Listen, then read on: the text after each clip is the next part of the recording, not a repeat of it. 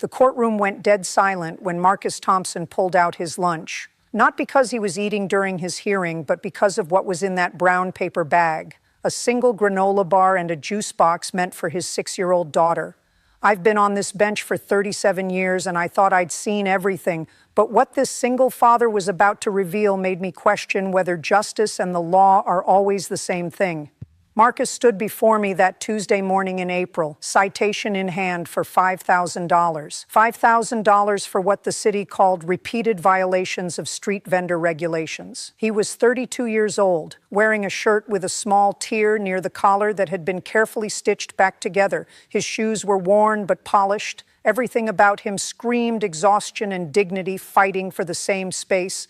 The prosecutor laid out the case. Marcus had been cited 17 times over 6 months for operating a hot dog cart without proper permits in various locations around the city. Each violation carried a $300 fine. He'd paid none of them. Now they'd compounded into this $5,000 judgment, and the city wanted its money. I looked at Marcus. "Mr. Thompson, you understand these charges?"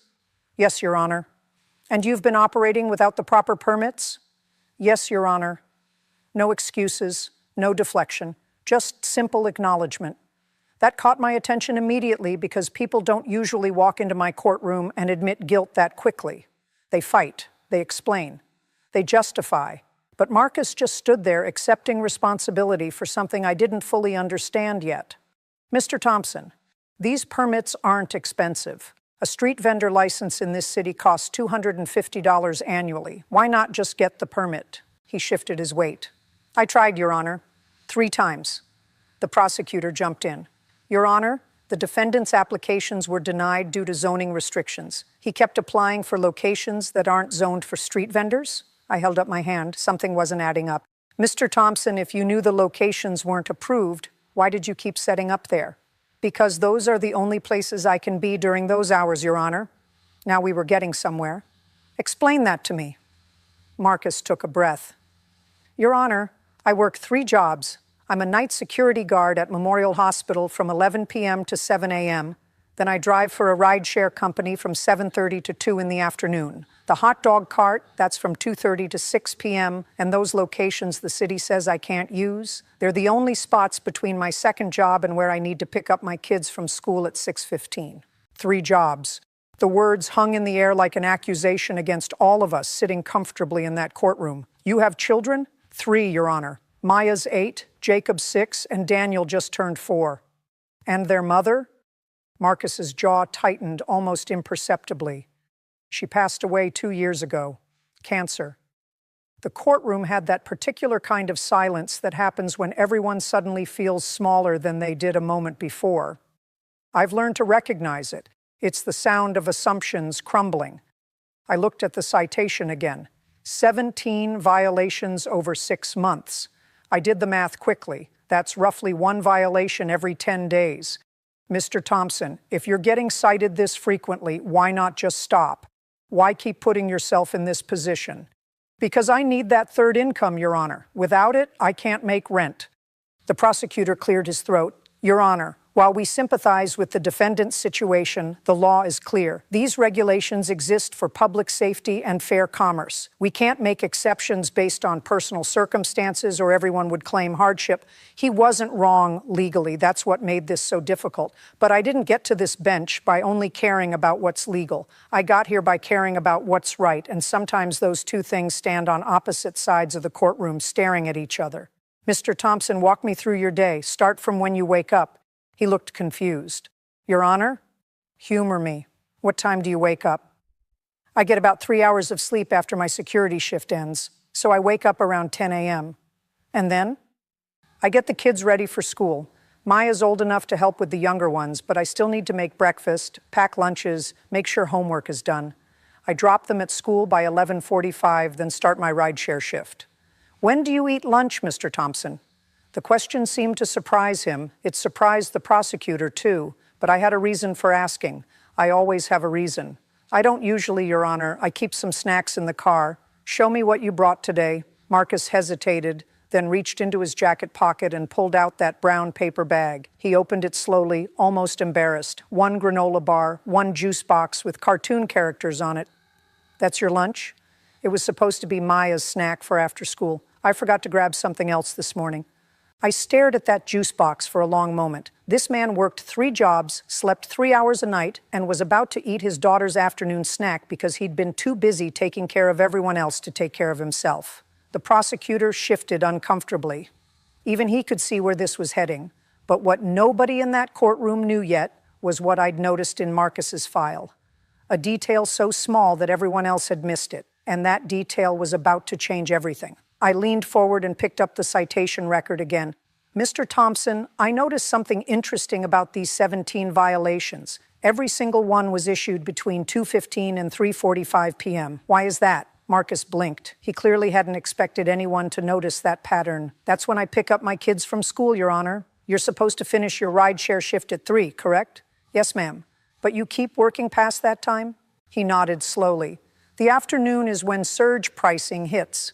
Between 2 and 4, I can make almost double what I make in the morning. That extra money, it's the difference between making rent and not making rent. I set the papers down carefully. So let me understand this. You're violating these commercial driver regulations during the exact window when you need to pick up your children because you're trying to squeeze in a few more high-paying rides before your shift ends? Yes, Your Honor. The prosecutor jumped in. Your Honor, this actually makes the violations worse. The defendant is knowingly breaking the law for financial gain. I held up one finger, just one. It's a gesture I've perfected over 43 years that means be quiet and let me think. Everyone in my courtroom knows what it means. Mr. Thompson, where do your children wait when you're late picking them up? The school has an aftercare program. It costs $15 per child per hour. I did the math instantly. 3 kids. $45 per hour. If Marcus was consistently 30 to 45 minutes late, that's another $30 to $45 he couldn't afford to spend. But he was spending it anyway because those extra rideshare fares during surge pricing brought in more than the aftercare cost. This man had turned his life into a complex mathematical equation where every variable was measured in dollars and minutes, and one wrong calculation meant his family didn't eat. How much do you owe in fines currently? $6,800, Your Honor. The number landed in the courtroom like a grenade. $6,800 for a man who was eating his daughter's juice box for lunch. And if you can't pay, my rideshare account gets suspended. I lose that income entirely, which means you can't make rent, which means I lose my apartment, Your Honor, which means my kids go into the system because I'm technically homeless. There it was, the real stakes. This wasn't about traffic violations or commercial driver regulations. This was about whether 3 children would have a father or a foster home. I sat back in my chair. Mr. Hernandez, I addressed the prosecutor. You're right that the law is clear. These regulations exist for good reasons. But I want you to think about something. If we suspend Mr. Thompson's ability to work, what happens to those 3 children? The prosecutor's face showed he'd already thought about it. Your Honor, I understand the difficult position, but we can't selectively enforce laws based on sympathy. I'm not talking about sympathy, counselor. I'm talking about consequences. The city will spend approximately $6,000 per month per child in foster care. That's $18,000 monthly for 3 kids. Over a year, that's $216,000 in taxpayer money. And that's assuming they all stay together, which statistically they won't. So add trauma therapy, additional caseworkers, court costs for custody hearings. We're looking at $250,000 minimum. I let those numbers hang there. Now Mr. Thompson owes $6,800 in fines. Even if he could pay it, which he can't, that money goes to the city. But if we suspend his license, the city immediately starts hemorrhaging money in foster care costs. So from a purely fiscal perspective, which outcome makes more sense? The prosecutor opened his mouth, then closed it. He was smart enough to see the trap I'd laid. There was no good answer that didn't make the city look either cruel or stupid. But I wasn't done. Mr. Thompson, I've read your entire file, not just the citations, everything. You were a loan officer before your wife died, made $78,000 a year. After she passed, you took 3 months off to grieve and take care of your kids. When you went back, your position had been filled. You've been working these 3 jobs for 18 months trying to get back to stable ground. Marcus's eyes filled with tears. Nobody had bothered to look at the whole story. They just saw a guy breaking rules. Your Honor, he said quietly, I know I broke the law. I'm not asking for special treatment. I just need a chance to make this right without destroying my kids' lives. That's when I made a decision that would end up on the local news, get me both praised and criticized, and fundamentally change how I thought about justice. Here's what's going to happen. I'm consolidating all 17 citations into one case. The total fine is $6,800. You're going to pay it. Marcus's face fell. He started to speak, but I held up my hand. You're going to pay it by working 200 hours of community service at $25 per hour. That's $5,000. The remaining $1,800 will be paid in monthly installments of $50 for 3 years. No interest. The prosecutor stood up. Your Honor, the law doesn't allow for community service in commercial driving cases. The law allows me discretion in sentencing, counselor. I'm exercising it. I turned back to Marcus. Your community service will be completed on weekends. You'll help renovate the community center in your neighborhood. They need the work, you need the hours. Your children can come with you. There's a kids program that runs simultaneously. What I did next is something I'd been thinking about for the past 10 minutes, watching this man try to hold himself together. Furthermore, your license suspension is stayed pending completion of community service. You can continue driving commercially, but you'll report to this court monthly. Miss one payment, miss one community service session, get one more citation, and the full suspension goes into effect immediately. Do you understand? Marcus nodded, tears streaming down his face. Yes, Your Honor, thank you. I won't let you down. Don't thank me yet. You've got 200 hours of hard work ahead of you. And Mr. Thompson, your kids are watching how you handle this. Show them that when life knocks you down, you get back up and do the work. I will, Your Honor. After Marcus left, the prosecutor approached my bench. Your Honor, with respect, you've just created a precedent that every traffic defendant in this city will try to exploit. No, counselor, I created a solution that serves justice better than blindly following procedure. There's a difference. I leaned forward. Tell me something. If we suspend that man's license, who benefits? Not the city, not the children, not society. The only thing that happens is we feel like we enforced a rule. That's not justice. That's bureaucracy masquerading as principle. The prosecutor wasn't happy, but he left without further argument. What he didn't know was that I'd already made 3 calls during the lunch recess. The first was to the director of the community center. I'd allocated funds from the courthouse discretionary budget to provide lunch for Marcus and his kids every Saturday they came to work. The second call was to a colleague who ran a job placement program. Marcus's loan officer experience was valuable, and I knew 2 banks looking for qualified candidates. The third call was to my own insurance agent. I wanted to understand the exact implications of Marcus's situation, and what I learned made me even more certain I'd made the right choice. 3 weeks later, something unexpected happened. I was reviewing cases when my clerk handed me a letter. The return address was Marcus Thompson's. Inside was a handwritten note on notebook paper.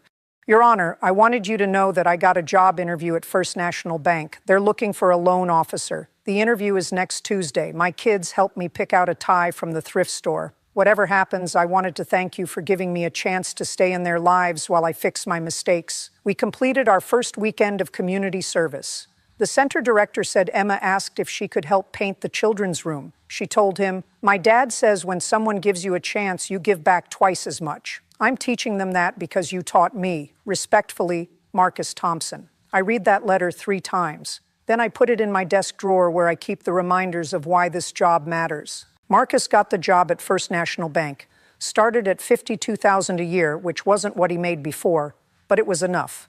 He consolidated down to 1 job, began sleeping more than 4 hours a night. His kids stopped showing up to school exhausted. But here's what made the story remarkable. 6 months after his sentencing, Marcus came back to my courtroom, not because he was in trouble, because he'd completed all 200 hours of community service early, and he wanted to start making his monthly payments ahead of schedule. "Mr. Thompson," I said, surprised to see him, "you're not due back here for another 3 months." "I know, Your Honor, but I wanted to pay 3 months in advance, and I wanted to tell you something."